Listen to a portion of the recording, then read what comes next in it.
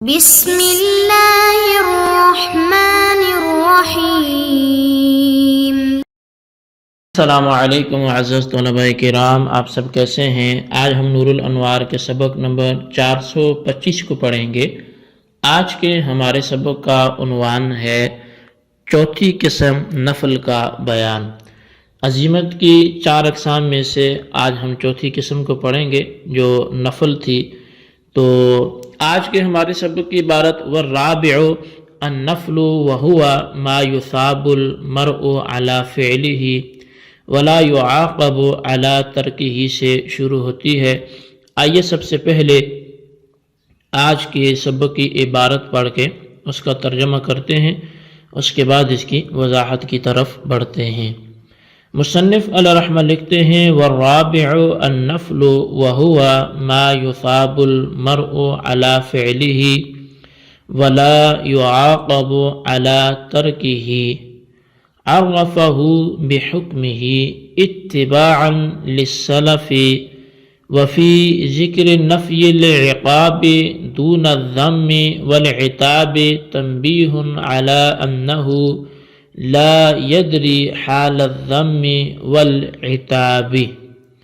اور چوتھی قسم نفل ہے، اور نفل وہ حکم مشروع ہے جس کے کرنے پر انسان کو ثواب دیا جائے گا اور اس کو ترک کرنے پر عذاب نہیں ہوگا۔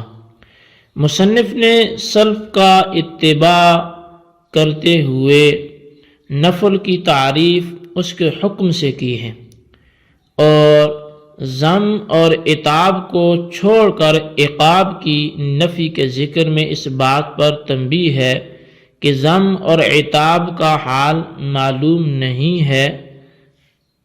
والزائد علی الرکعتین للمسافر نفل لہذا المعنى انه یثاب علی فعله ولا يعاقب على ترکه ولا يقال انه يخالف ما ذكر الفقهاء انه لو صلى 4 وقعد على الركعتين تم فرضه واساء لان هذه الاساءة ليست باعتبار نفس الركعتين بل لتاخير السلام واختلاط النفل بالفرض۔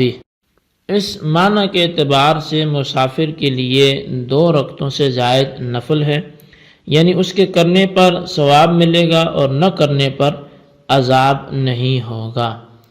اور یہ اعتراض نہ کیا جائے کہ یہ اس کے مخالف ہے جو فقہا نے ذکر کیا ہے کہ اگر مسافر نے 4 رکعت پڑھی اور 2 رکعت پر بیٹھ گیا تو اس کا فرض پورا ہو جائے گا اور وہ گناہگار ہوگا، اس لیے کہ یہ گناہگار ہونا 2 رکعتوں کے پڑھنے کے سبب سے نہیں ہے بلکہ سلام کی تاخیر کی وجہ سے ہے اور نفل کو فرض کے ساتھ خلط ملط کر دینے کی وجہ سے ہے۔ وقال الشافعی لما شرع النفل على هذا الوصف وجب ان يبقى كذلك، يعني انه لا يلزم في حال البقاء كما كان لم يلزم قبل الابتداء، فإن شرع في النفل لا يلزم اتمامه ولو افسده لا يلزم قضاؤه سواء كان صوما او صلاة۔ اور امام شافعی علیہ رحمہ نے فرمایا کہ نفل کو جب اس صفت پر شروع کیا جائے تو واجب ہے کہ وہ اخیر تک ایسا ہی باقی رہے، اسی صفت پر باقی رہے، یعنی نفل بقا کی حالت میں لازم نہیں ہوتا جیسا کہ شروع کرنے سے پہلے لازم نہیں تھا۔ پس اگر کسی شخص نے نفل شروع کر دیا تو اس کا اس پر پورا کرنا لازم نہیں ہوگا، اور اگر اس نے فاسد کر دیا تو اس کی قضا لازم نہیں ہوگی، خواہ یہ نفل روزہ ہو یا یہ نفل نماز ہو۔ جی طلبہ کرام، یہ تھی ہمارے آج کے سبق کی عبارت اور اس کا ترجمہ۔ آئیے اب اس کی وضاحت کی طرف بڑھتے ہیں۔ آج کے سبق میں ہم نے نفل کی تعریف، اس کا حکم، اور پھر امام شافعی علیہ رحمہ کے ہاں نفل شروع کر دینے کے بعد اس کی حیثیت کیا رہتی ہے، اس کو پورا کرنا واجب ہے، اس کی قضا واجب ہے یا نہیں ہے، یہ نظریہ پڑھیں گے۔ اور پھر اس حوالے سے حناف کا کیا کہنا ہے وہ ہم آئندہ سبق میں انشاءاللہ پڑھیں گے۔ تو عزیمت کی چوتھی قسم نفل ہے، اور نفل وہ حکم مشروع ہے کہ جس کے کرنے پر آدمی کو ثواب ملتا ہے اور نہ کرنے پر عذاب نہیں ہوتا۔ شارح علیہ رحمہ فرماتے ہیں کہ ماتن نے نفل کی تعریف اس کے حکم سے کی ہے، یعنی نفل کا جو حکم تھا اسی کو نفل کی تعریف میں پیش کر دیا ہے، اور مصنف نے ایسا اسلاف کی اتباع میں کیا ہے۔ شارح کہتے ہیں کہ متن میں ترک نفل پر عقاب کی نفی کی گئی ہے اور ذم اور عتاب کی نفی نہیں کی گئی۔ اس سے اس بات پر تنبیہ کرنا مقصود ہے کہ ذم اور عتاب کی حالت وہ معلوم نہیں ہے، یعنی یہ معلوم نہیں کہ ترک نفل پر ذم اور عتاب ہوگا یا نہیں ہوگا، پس اس کے معلوم نہ ہونے کی وجہ سے ان کی نفی نہیں کی گئی اور صرف عتاب کی نفی کر دی گئی ہے۔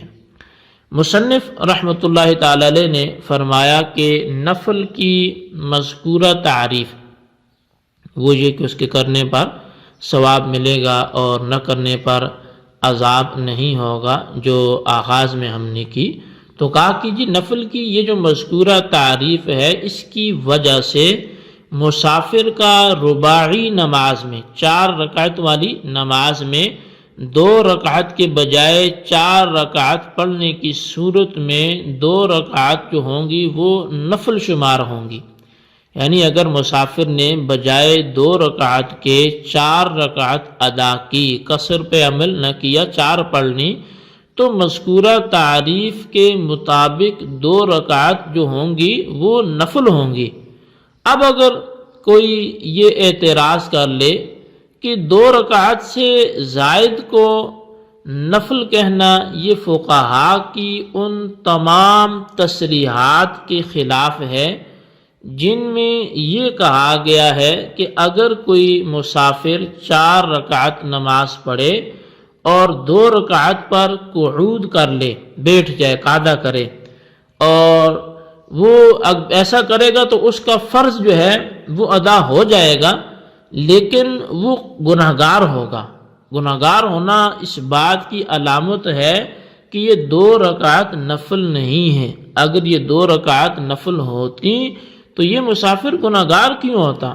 یہ تو پھر نفل کر کے اس پر ثواب کا مستحق ہوتا۔ تو اس کا جواب یہ ہوگا کہ اس مسافر کا گناہگار ہونا ان 2 رکعتوں کے پڑھنے کی وجہ سے نہیں ہے کہ اس نے 2 رکعتیں پڑھ لی تو گناہگار ہو گیا، بلکہ سلام کرنے میں جو تاخیر ہوئی ہے اس تاخیر کی وجہ سے وہ گناہگار ہوا، اور نفل کو فرض کے ساتھ جو اس نے خلط ملط کیا ہے اس خلط ملط کرنے کی وجہ سے وہ گناہگار ہوگا۔ لہٰذا اب یہ اعتراض لازم نہیں آئے گا۔ جس بنیاد پر آپ نے نفل پر اعتراض کیا تھا کہ پڑھے تو اس نے نفل تھے، وہ گناہگار کیسے ہو گیا، تو وہ سبب گناہ کا ہے ہی نہیں جو آپ سمجھ رہے تھے، اس لیے یہ اعتراض نہیں کیا جائے گا۔ اور وقال الشافعی لما شرع سے مصنف نے ایک اختلاف کی طرف اشارہ کیا ہے۔ اختلاف یہ ہے کہ نفل شروع کرنے کے بعد وہ پھر لازم ہو جاتا ہے یا نہیں ہوتا۔ اب اس بارے میں امام شافعی علیہ رحمہ اور احناف کا اختلاف ہے۔ حضرت امام شافعی رحمۃ اللہ تعالی علیہ نے فرمایا کہ نفل جس وصف کے ساتھ شروع کیا جاتا ہے آخر تک اسی وصف پر باقی رہتا ہے، یعنی نفل جس طرح شروع کرنے سے پہلے لازم نہیں تھا اسی طرح شروع کرنے کے بعد حالت بقا میں بھی وہ لازم نہیں ہوگا، کیونکہ بقائے شے ابتدا کے مخالف نہیں ہوتی۔ لہٰذا اگر کسی نے نفل کو شروع کر دیا تو اس پر اس کا پورا کرنا لازم نہیں ہوگا، اور اگر شروع کرنے کے بعد اس کو فاسد کر دیا تو اس پر اس کی قضا بھی لازم نہیں ہوگی۔ اب یہ نفل خواہ وہ روزہ رکھ کے اس نے توڑ دیا، خواہ نماز پڑھ کے اس نے چھوڑ دی، تو ہر صورت میں یہی حکم ہوگا۔ یہ تھا امام شافعی کا نظریہ۔ احناف کے اس بارے میں کیا کہنا ہے وہ انشاءاللہ ہم آئندہ سبق میں پڑھیں گے۔ آج کے لیے اتنا ہی کافی ہے۔ جو ابھی ہم نے عبارت ترجمہ وضاحت کی، اس کو اچھی طرح سمجھیں، اس کے خلاصے کو اپنے رجسٹر پر ضرور لکھیں، بالخصوص ان سوالات کے جوابات دیں۔ سوال نمبر 1 یہ ہے کہ نفل کا حکم تحریر کریں، اور سوال نمبر 2 یہ ہے کہ امام شافعی نفل کے بقا کے حوالے سے کیا فرماتے ہیں، تحریر کریں۔ اللہ تبارک و تعالیٰ سے دعا ہے جو کچھ ہم نے پڑھا سنا اسے یاد رکھنے کی توفیق نصیب فرمائے۔ آمین بجاہ النبی الامین صلی اللہ علیہ وسلم۔